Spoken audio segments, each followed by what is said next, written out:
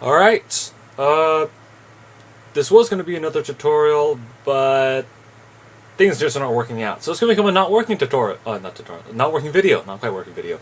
Anyways, time to pull up hammer.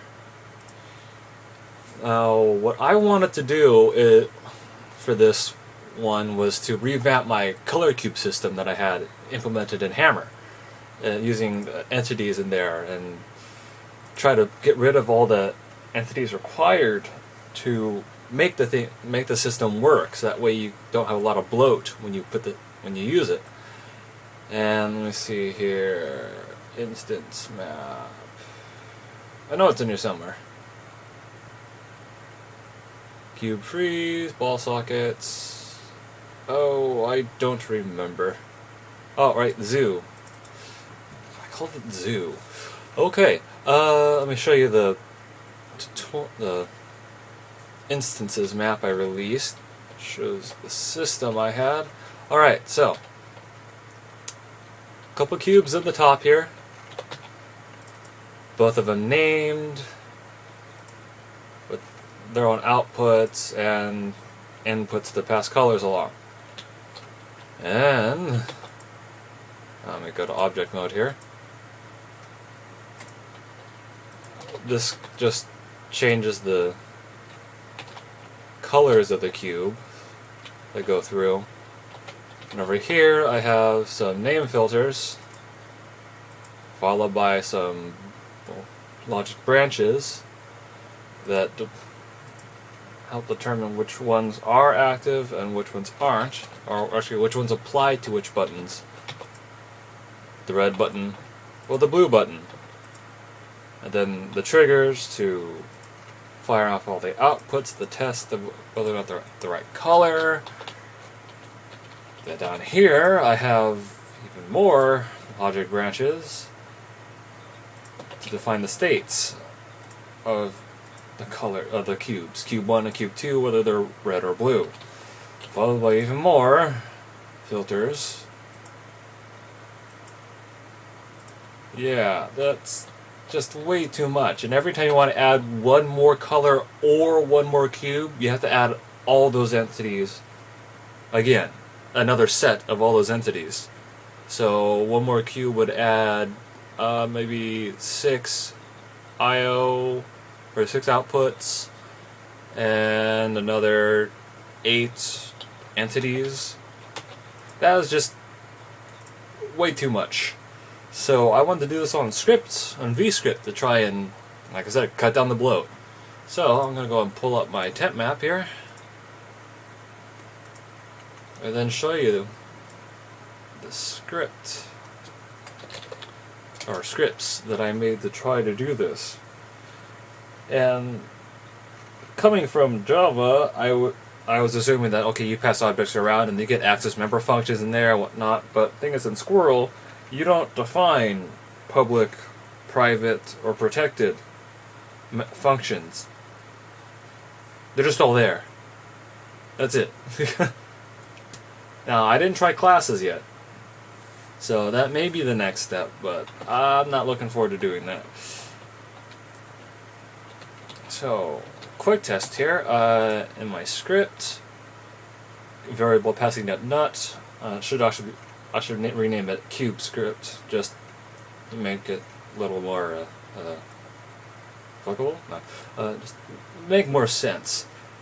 And in here I have a function called apply color. So if the color variable up top here is red, green, blue, or none, it sends an output to the console to change the color, because frankly I couldn't figure out how to do it otherwise. So I'm still using the I/O system partially. And an example of this, or examples, are these trigger multiples up here, which Hammer is broken. Okay, come on. So what you're seeing right now is the properties window not working in Hammer. Alt-Enter, closes it. Alt-Enter, opens it. Closes. Double-click, open, and it's still not showing it. Okay. Wow, this is not what I wanted the show not working.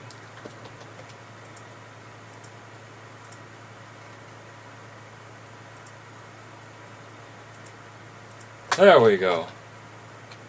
Oh. There. So the activator is, namely, this cube. This prop weighted cube.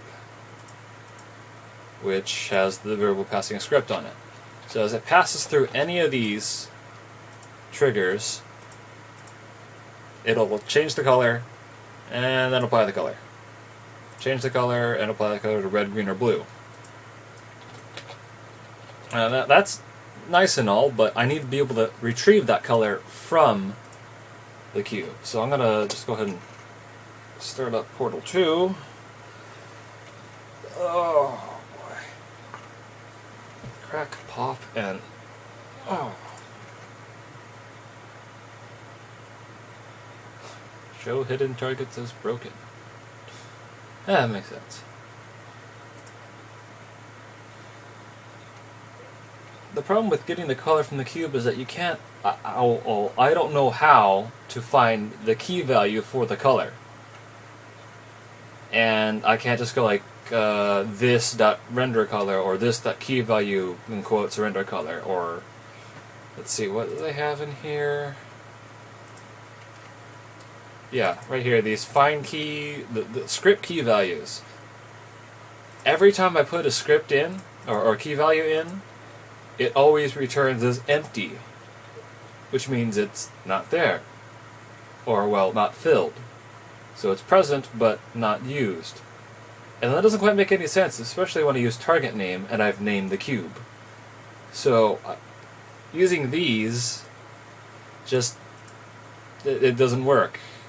They don't do anything, and that kind of bugs me. So I had to go around and do something else. Let's see here. Impulse 101. Cheats haven't been turned on. Let's try that again. Show trigger so I can align myself.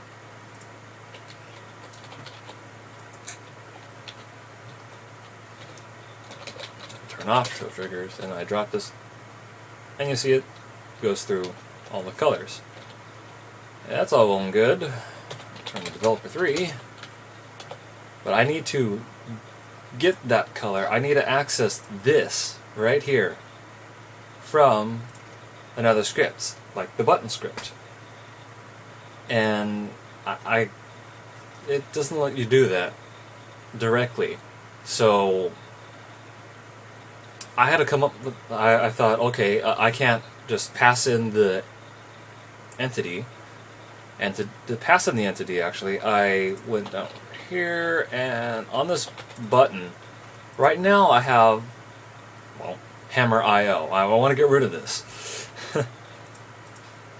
But, yeah, when it's pressed, the activator is sent a run script code output, or input, to identify itself to the caller. And the caller, in this case, is the cube. And normally you would see this as a target name, so let me show you what I mean.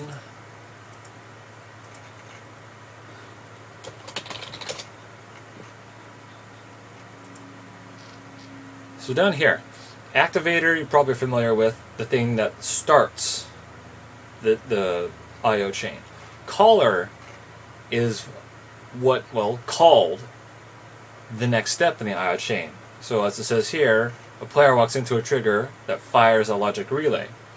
If the logic relay calls caller, or exclamation mark caller, the trigger is the caller versus the activator, which is the player. Okay? So, in the button script, in the cube script, let's see here, identify. By saying identify caller as the run script code, the button's entity is passed right here to button. So I set this dot button to button, and then later on I'll use it to get color. But if I were to do, let's see here, let me get a script here to call something. Here, just to a benign script here. Clear activator. It just pretty much, the button's not pressed. I don't need to. It doesn't need to know what the button is, what the cube is anymore. So just erase it from memory, or well, clear its variable. Okay. So I'm going to do two things here. Print line. This dot. Oh, I don't know how to do that, but this dot button dot get name, and then print line, or actually. Let me see, do I have something with output? Output, something that prints. I'll just create something.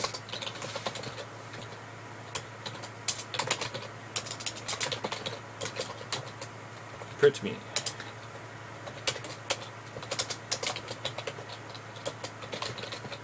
Print line.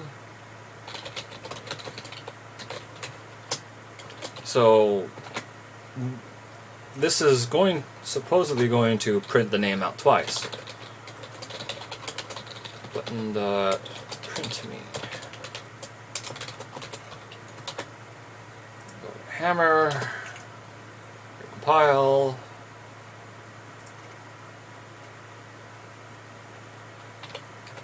Alright, now what's the trigger for this? Identify button. So as soon as I put the cube on the button,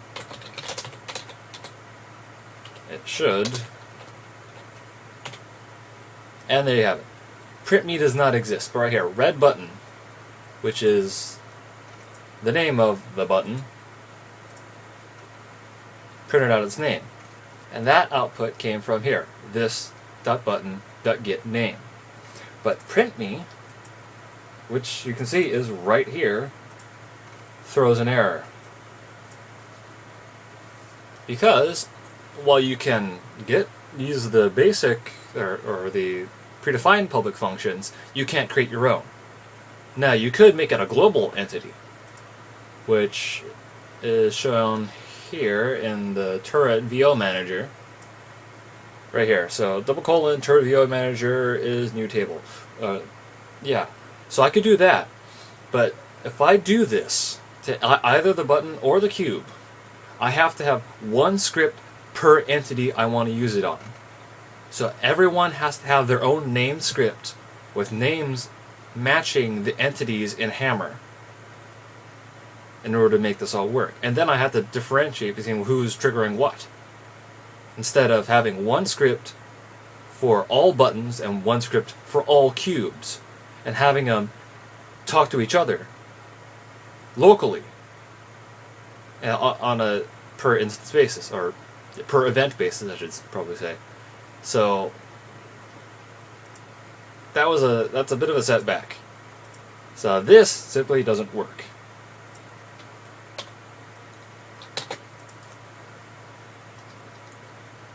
Okay, so that means I can't directly grab the color.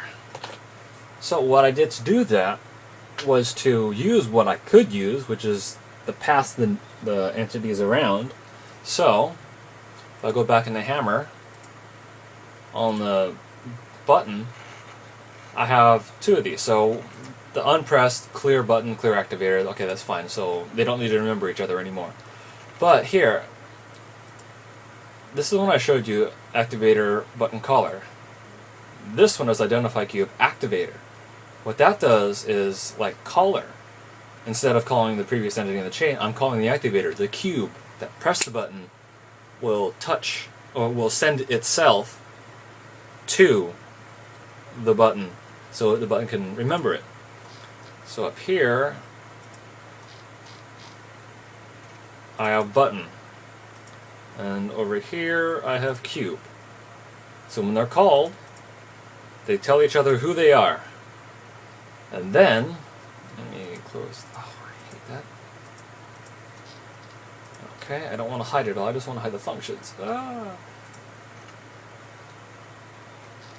Once let's see here, the button is done, I have it reached, once the entities have exchanged information, entity index information, the button sends another console command, or well, entity IO, cube.getName, so whichever cube is activated, get its name, run the script code get color. Before I go into what get color does, notice how I'm using get name. That means that you have multiple name cubes. This could potentially break. And they're different colors. This could be insufficient to do what I want, so it's not very secure in a sense. So anyways, when I call get color, the local create a local variable called button command, and I do set cube color open paren as a string plus add an escaped double quote color, and color is defined up here.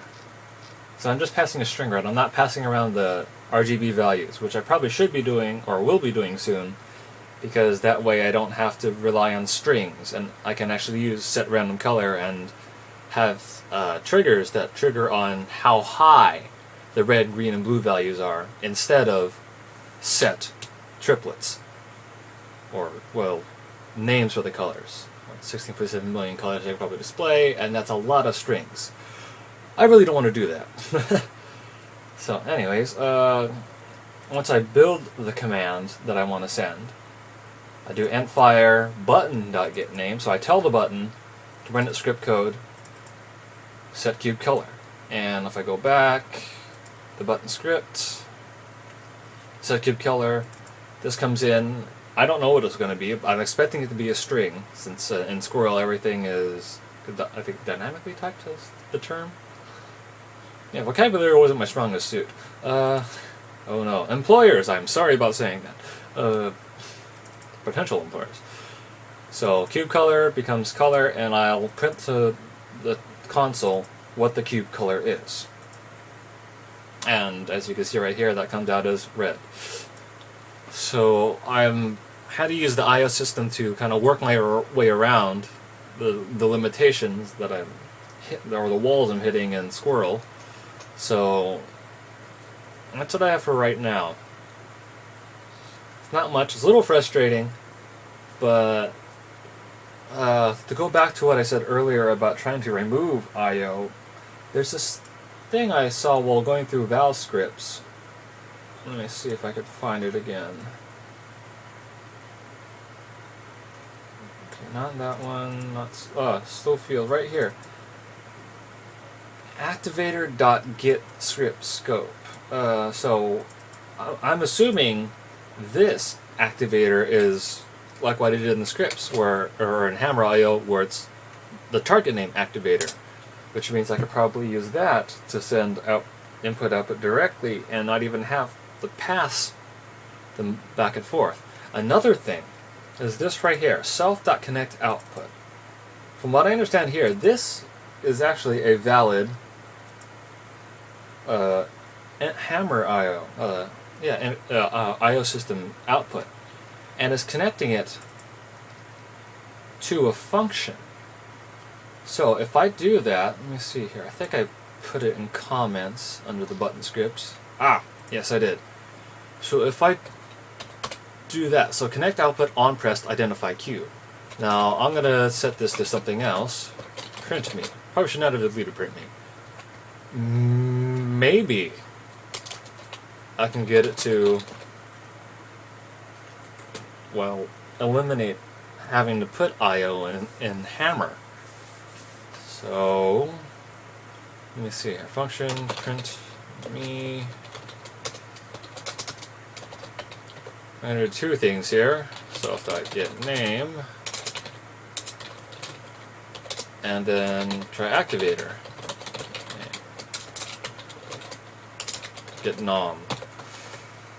Oh, Bill. Okay.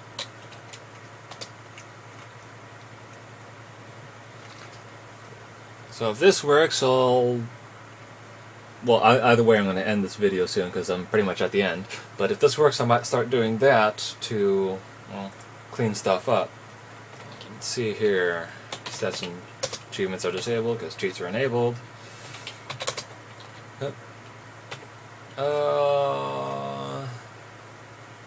Well, I don't have any errors.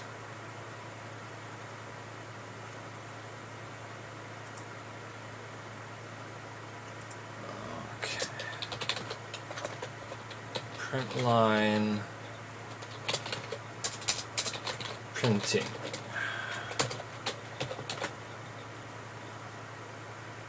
So let me try that again. Order may be important here. I don't know if I can have it connect before it goes or if that connected after the declaration of the function. Then some of Val's example scripts, or a lot of them, they say that it has to be, okay, yeah, look, they're printing, alright. But there's only one output. Let's see. Yeah, this is how it's been for the past couple hours. I'm kind of losing myself in doing this. Just diving in and not paying attention to what else is going on.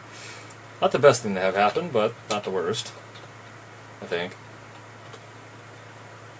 Okay, so it is triggering. Oh, duh. Print line. I forgot to do that twice.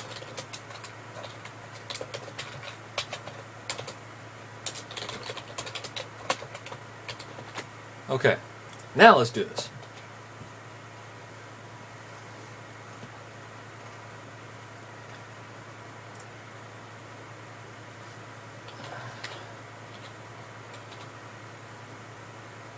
Oh, right.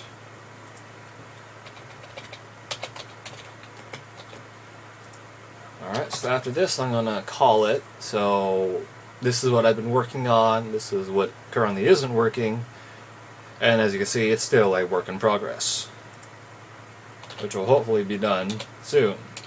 This 2 to 4 weeks between maps is a little annoying. Aha! Awesome! So, close the find. So you see here in the console output printing, red button, color cube, printing self.getName, red button, activator.getName, color cube. So activator is already there, so I don't need to pass it again, which is probably the same for color and all target names I ever use. That means I can get rid of the input-output system, the outputs that I have on the button, and then have the solid trigger by itself. This is awesome. Okay, so yeah. I'm gonna go ahead and call the video, but right, it's gonna cancel no matter what I do, so I'll just have to delete one file and then I'll be good. Okay, so let me activate this and I'll see you around.